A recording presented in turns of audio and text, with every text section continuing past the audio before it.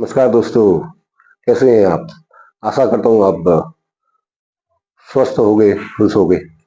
आज मैं आपको म्यूचुअल फंड के बारे में बताने जा रहा हूँ। म्यूचुअल फंड क्या है, आप कैसे इसको कर सकते हैं, कितना इसमें रिटर्न है और ये जो म्यूचुअल फंड का आपका पैसा लगता है, कहाँ लगता है और कितने रुपए से आप स्टार्ट कर सकते हैं और कितने प्रकार का ये होता है और कितना-कितना इसमें आपको परसेंटेज रिटर्न मिलता है। तो आइए शुरू करते हैं म्यूचुअल फंड के बारे में कि म्यूचुअल फंड क्या है?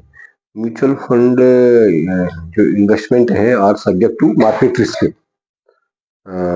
ये सेबी कहता है कि ये जो म्यूचुअल फंड है ये मार्केट स्टॉक मार्केट से रिलेटेड है। तो इसमें आपका जो भी पैसा लगता है वो कंपनियों के शेयरों में लगता है, स्टॉक में लगता है, बॉन्ड्स में लगता है। तो इन चीजों में यह पैसा लगता है और इस बारे में आपको चिंता करने की जरूरत नहीं है कि आपका पैसा कहाँ लग रहा है, कि सही जगह लग रहा है, नहीं लग रहा है। उसके लिए फंड मैनेजर नियुक्त होते हैं और फंड मैनेजर जो होते हैं वो काफी अनुभवी आदमी होते हैं। उनको कंपनियों द्वारा, जो फंड हाउस है उनके द्वारा रखा जाता है और काफी हायर सैलरियां पेड करी जाती हैं और उनके ऊपर भी प्रेशर होता है कि उनको रिटर्न ज्यादा से ज्यादा लाके आपको देना है।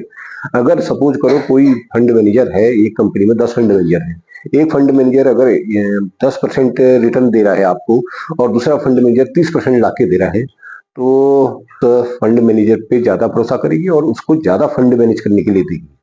और फंड अलग अलग होते हैं, तो ये फंड जो होते हैं 3 प्रकार के होते हैं। नंबर 1 है इक्विटी फंड, दूसरा है डेट फंड, तीसरा है हाइब्रिड फंड।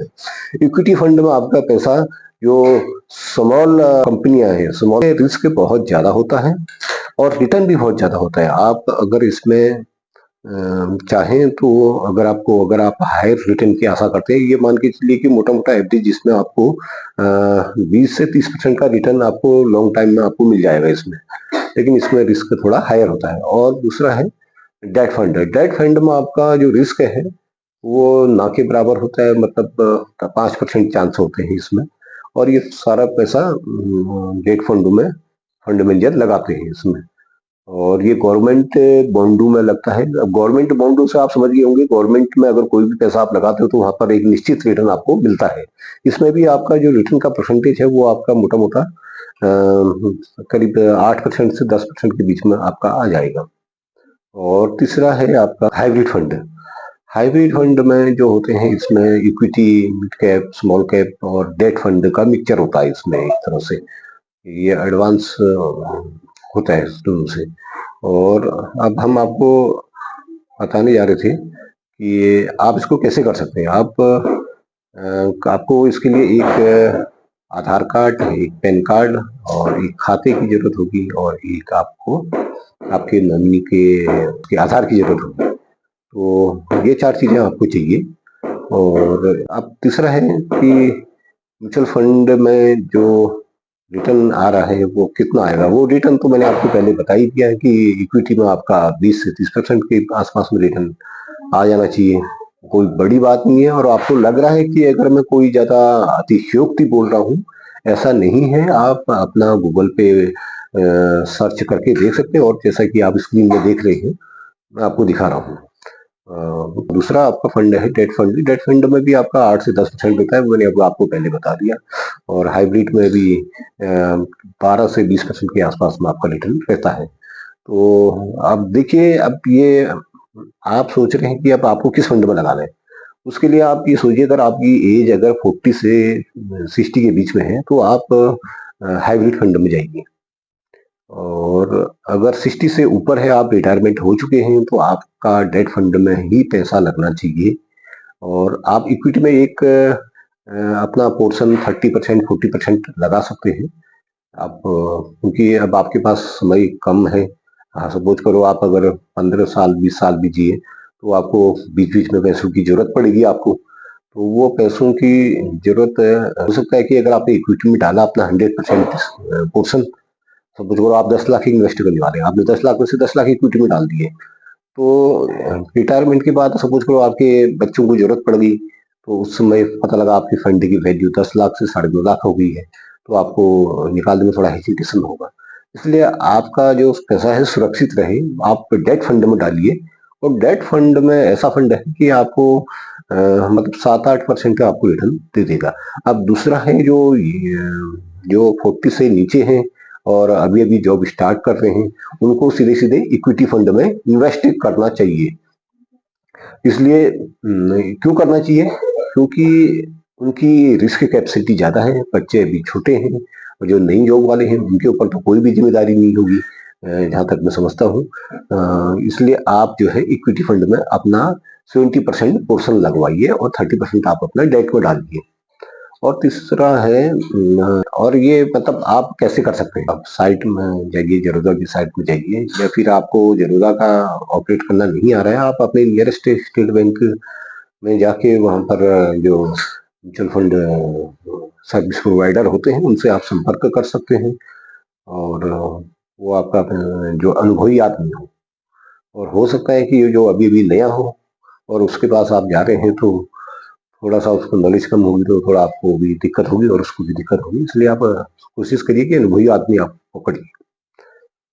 और अब इसमें एक चीज़ और है कि ये रिस्क रिस्क की बात हम कर रहे थे। रिस्क आप देखिए, अगर आप गोल्ड लेते हैं, सोना आप खरीदते हैं, अब सोना क्या आपका 100% सुरक्षित है?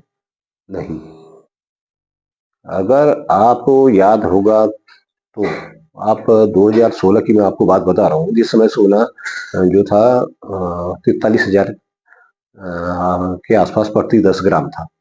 और उसी समय 16 सितंबर में आपका सोना जो है 43,000 से 25,000 रुपए गया, और फिर दोबारा उसको 43 आने में करीब करीब 1.5 साल के आसपास समय लग गया था। तो आप देखिए कि आपको कितना मतलब आपका कितना लॉस हुआ। और उसके बाद भी लोगों ने जब सोना जब कम हुआ रेट उसका, खरीदना नहीं छोड़ा, खरीदना नहीं छोड़ा और लोग खरीदते गए। सेम चीज ये भी है। आप म्यूचुअल फंड का जैसे ही भाव गिरता है, जैसे ही उसकी यूनिट नीचे आती है, और अगर आपको समझ में नहीं आता कि यूनिट क्या चीज है, ये कैसे है, इसके लिए मैं अलग से वीडियो बनाऊंगा। वो इसमें सोना जो है, सोना में आप रिस्क इन्वेस्ट करते हैं और रिस्क उसमें है, तो आप म्यूचुअल फंड में क्यों नहीं? म्यूचुअल फंड जो है आज के नए जमाने की जरूरत है, और जरूरत इसलिए भी है कि ये आपके जो मनी है उसको समान तरीके से ग्रो करता है। और जैसे और चीजें हैं, दूसरी अन्य विभागों की स्कीमें हैं, उसमें आपका रिटर्न 7 से 7.5 8 8.5 8% तक आएगा ज्यादा ज्यादा। लेकिन इसमें आपका रिटर्न जो है 12% से 30% के बीच में आराम से आ सकता है, इजीली आ सकता है। डिपेंड करता है कि आपकी रिस्क कैपेसिटी कैसी है। और एक चीज मैं जो आपको और बताना चाहता हूँ कि इसमें आप लोन लेके कभी भी इन्वेस्ट ना करें।